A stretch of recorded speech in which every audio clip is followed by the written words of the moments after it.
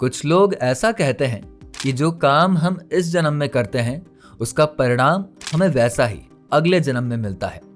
लेकिन कुछ लोगों का ये भी मानना है कि हम सारे अपने कर्मों का फल इसी जन्म में भोग कर ही जाते हैं। लेकिन इसमें कौन सी बात कितनी सच है, इसे लेकर अक्सर ही लोगों के मन में कई तरह के संदेह बने ही रहते हैं।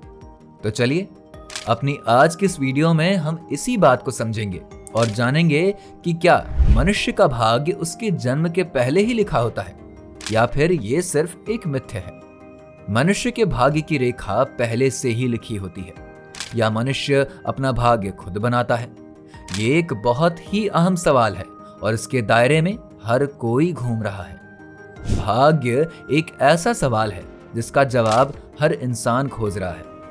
बहुत सारे ऐसे पौराणिक कथाएं हैं जो ये कहती हैं कि भाग्य हमारे जन्म के साथ में ही लिख दिया जाता है। जब हमारा जन्म होता है तभी ये बात भी तय हो जाती है कि हम कब इस धरती से जाएंगे, यानी हमारा मृत्यु का समय भी तय हो जाता है और ये भी भाग्य में ही लिख दिया जाता है कि हमें कौन कौन सी परेशानियों का सामना करना पड़ेगा।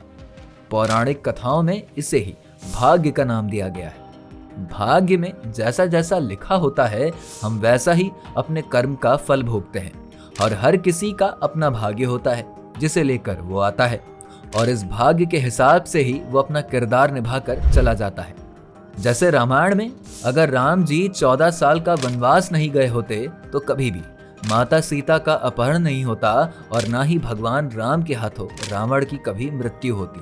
ये सब कुछ विधि का विधान था क्योंकि रावण की मृत्यु सिर्फ और सिर्फ भगवान राम के हाथों ही भाग्य में लिखा गया था, जो बिल्कुल वैसा ही हुआ। ठीक ऐसे ही महाभारत में अर्जुन को अपने कौरव भाइयों से ही युद्ध करना पड़ा जिसमें उनके हाथ कांप रहे थे और उन्होंने कृष्ण जी से कहा कि हे प्रभु, या आपने मेरा कैसा भाग्य लिखा है जहां मुझे अपने ही भाइयों और प्रियजनों पर हथियार उठाना पड़ रहा है। जिस पर भगवान श्री कृष्ण कहते हैं कि मैं कुछ नहीं कर रहा हूं। उन्होंने अधर्म का रास्ता चुना और तुमने धर्म का रास्ता। मैंने उन्हें कई सारे विकल्प भी दिए मगर हर बार वो अधर्म के रास्ते पर ही अड़े रहे। धर्म की अधर्म पर विजय के लिए तुम्हारे भाग्य में जो लिखा था तुमने वो किया और मैंने तुम्हें सिर्फ रास्ता दिखाया है अर्जुन। जब भी बात आती है भाग्य की तो बहुत लोग भविष्य दिखाकर ऐसा सोचते हैं कि अगर वो कुछ भी नहीं करेंगे तब भी उनका भाग्य अच्छा ही जाएगा क्योंकि उनके भाग्य में तो सब कुछ अच्छा ही लिखा हुआ है ना। तो नहीं दोस्तों, ऐसा बिल्कुल भी नहीं है। अगर हम अपने कर्म को ही भाग्य के भरोसे छोड़ देंगे तो भाग्य भी तो हमारे भरोसे बैठ सकता है। नहीं समझे? तो चलिए मैं आपको एक कहानी सुनाता हूँ।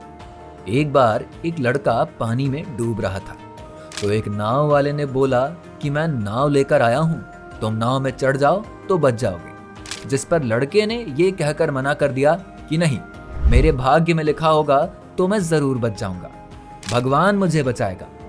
फिर एक और नाव वाला आया और बोला नाव पर चढ़ जाओ, मैं तुम्हें बचा लूंगा।